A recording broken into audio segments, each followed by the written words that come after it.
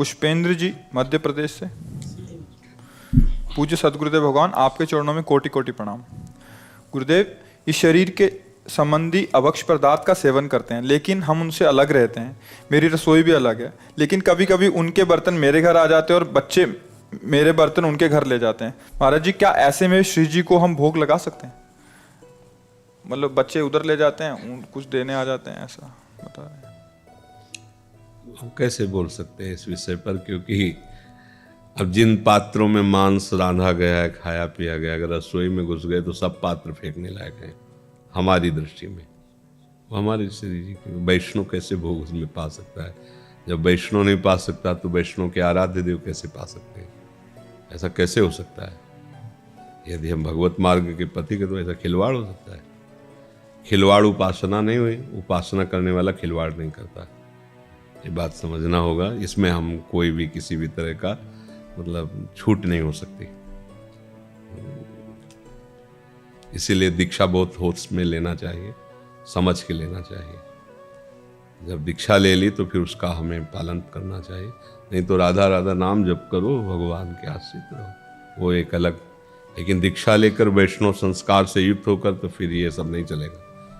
हमारी रसोई में अगर जिस पात्रों में मांस बनाया गया हो या मांस पाया गया, वो पात्र आ जाए तो पूरी रसोई फेंक देंगे। नहीं, उसमें हम बना नहीं पाएंगे।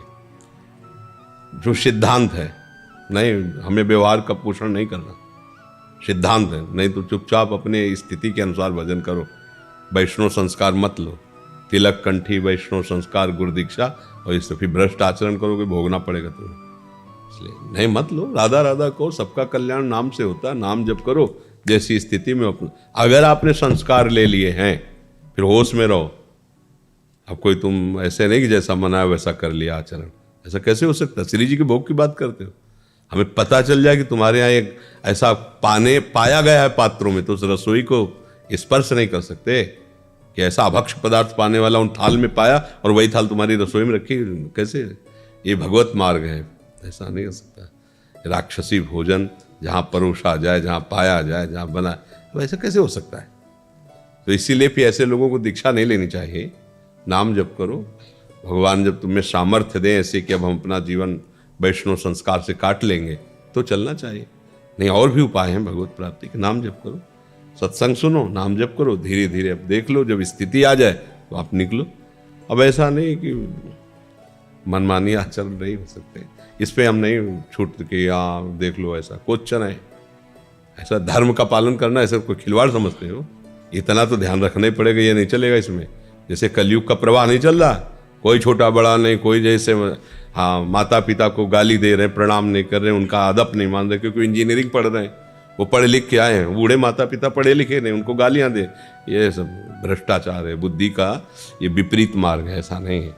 अरे वो सब चलता है। घर में शराब पी के तुम लुढ़के हुए हो, वहाँ भोग लगेगा श्री जी का, तो फिर क्या करो? नाम जप करो, ऐसे ही करो। वैष्णव संस्कार मत लो। कोई तुम्हारे घर गया है वैष्णव बनाने के लिए, मत लो संस्कार।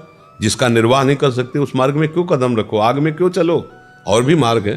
राधा राधा जपो, अपने ठीक से चलो, अच्छे आदमी बनो, मनुष्य अच्छे बनो, धीरे धीरे आगे ऊपर उठते चले जाओ। अब तिलक कंठी हो सब हो, ये गंदा आचरण, तो फिर नरक ही जाओगे, दूसरा रास्ता है क्या भाई? लाइसेंस और बिल्ला सब खेल इन्हीं का तो है। अब बिल्ला तो लगा लिया वैष्णव का, वो आचरण एक भी वैष्णव के नहीं, तो फिर अपराध बनता है ना। ये ठीक नहीं है। बहुत होश में चलना चाहिए। दीक्षा नहीं लेनी चाहिए, पक्की बात समझो।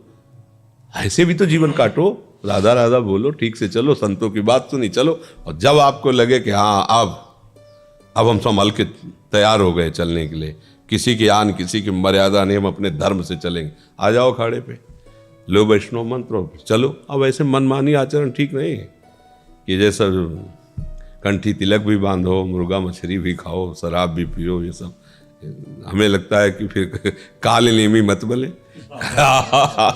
काले ले राम राम राम राम जप रहा है, हनुमान जी को सोच रहा कैसे फंसा लूं जिससे संजीवनी बूटी न लाए, लक्ष्मण जी पधार जाए।